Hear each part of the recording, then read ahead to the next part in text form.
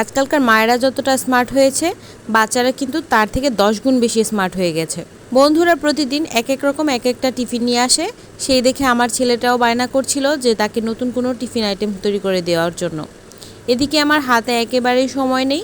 এত কম সময়ে কিভাবে ইউনিক কিছু তৈরি করব সেটা ভাবতে ভাবতেই হঠাৎ মাথায় এলো যে আমার ছেলেরা ডিম খেতে খুবই পছন্দ করে, তা আজকে কেন না তার জন্য ডিম দিয়ে কোনো একটা কিছু আইটেম তৈরি করি।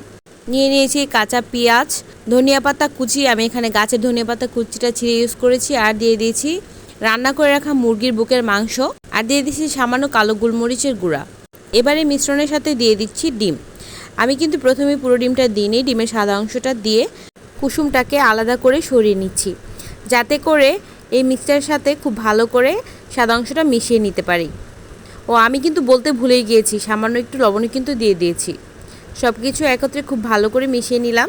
মিশানো হয়ে গেলে এবার মাঝখান থেকে দিয়ে দিব কুসুমটা দিয়ে দিলাম। আর আপনাদের জন্য একটা টিপস, অবশ্যই কিন্তু এক্ষেত্রে স্টিলের প্যালা ইউজ করার চেষ্টা করবেন, না হলে কাঁচের প্যালা নিলেও চলবে। এবারে উপর থেকে কিছুটা ধনিয়া পাতা এবং আরও একটু সামান্য গোলমরিচ দিয়ে আমি একটা কড়াইতে পানি দিয়ে এর মাঝে কিছুক্ষণের জন্য ডিমটা সিদ্ধ করে নিয়েছি। ব্যাস হয়ে গিয়েছে মাত্র 5 মিনিটেই মজাদার এই ডিমের রেসিপিটি। এবারে টিফিনে দেওয়ার জন্য টিফিন বক্সটা রেডি করে নিচ্ছি। প্রথমে এক সাইডে নিয়ে নিয়েছি ডিমটা এবং আরেক সাইডে দিয়ে দিচ্ছি শসার সালাদ। আমার ছেলে সালাদ খেতে খুবই পছন্দ করে, আর সাথে দিয়ে দিয়েছি একটা কমলা। তো আমার আজকে ঝটপট টিফিন বক্স রেডি।